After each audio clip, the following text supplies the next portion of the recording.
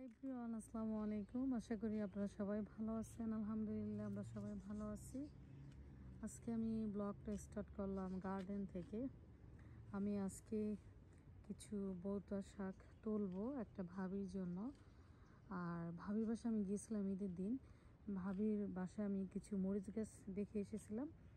ওই গাছগুলা এখন বড় হয়ে গেছে। আর ভাবি আমাকে গতকাল রাত্রে কল করেছিল যে গাছগুলো এসে নিয়ে যান, গাছগুলো এখন বড় হয়ে গেছে। তো এখন আমি ভাবির বাসায় যাব। তো ভাবলাম ভাবির জন্য কিছু শাক নিয়ে যাই।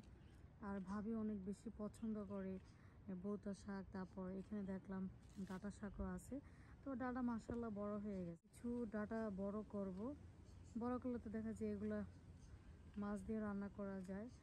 আর ওখানে অনেক ডাঁটা শাক হয়ে আছে। এগুলো হচ্ছে লাস্টের আমি যে ডাঁটা লাগিয়েছিলাম ওই ডাঁটার বীজ পরে এগুলো হয়েছে। আর এবার কিন্তু আমরা কোনো ডাঁটা বীজ লাগাইনি, এগুলো ওখান থেকে হয়েছে। আর এই যে মাশাআল্লাহ আমার লাউ গাছ অনেক বড় হয়ে গেছে। কিছুদিন আগে আমার লাউ গাছ খুবই খারাপ অবস্থা ছিল। আমি তো ভেবেছিলাম লাউ গাছ এবার মনে আমার হবে না। আর এটা হচ্ছে চিচিঙ্গা গাছ। তারপর এদিকে এটা হচ্ছে টমেটো গাছ বড় হয়ে গেছে। তারপর ব্রকলি, ক্যাবেজ এগুলো মাশাআল্লাহ বড় হয়ে গেছে। এখন শাক তুলবো।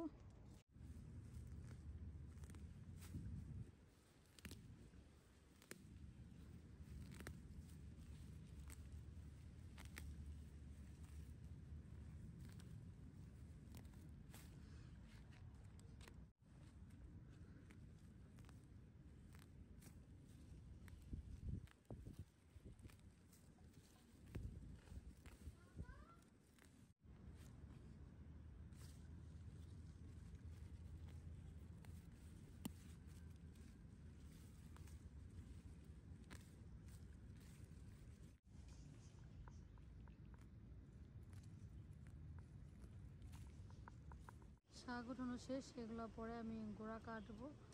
আর দেখি স্ট্রবেরি পেকে আছে কিনা। এটা অনেক বেশি সফট হয়েছে, এখানে ফালিয়ে রাখলাম। এটাও সফট হয়ে গেছে।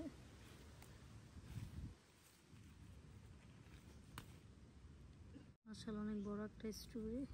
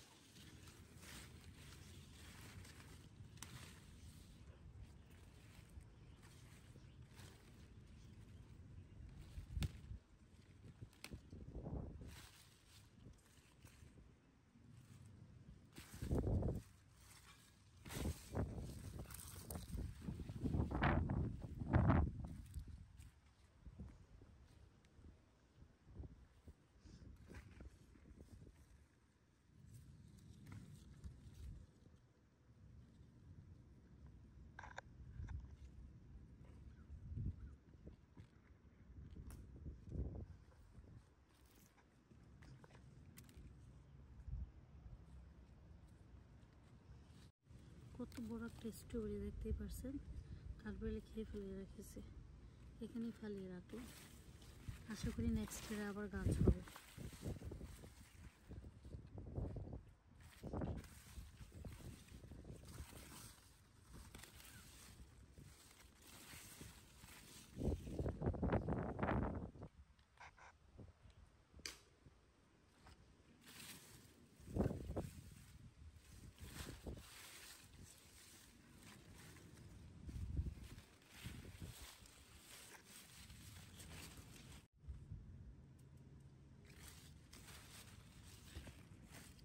এখান থেকে কিছু ডাটা উঠিয়ে ভাবিকে দিব।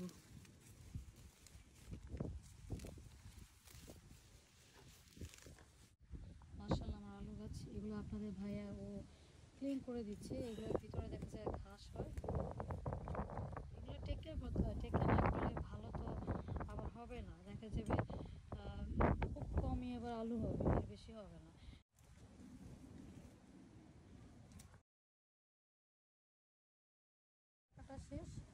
এখন ভাবি বাসায় যাব। আর বেশি স্ট্রবেরি পাকে নেই, যে কটা মানে পেকেছিল ওই কটাই নিয়ে গেলাম। আর আজকে বাইরে এত মানে বাতাস, আজকে ওয়েদারটা ভালো বাট বাতাসটা খুবই বেশি। আমরা এখন যাচ্ছি ভাবির বাসায়, তবে বাইরে দেখতেছি বৃষ্টি পড়তেছে এবং কিছু বলার না। হ্যাঁ, আমরা এখন সারিমদের বাসায় যাচ্ছি।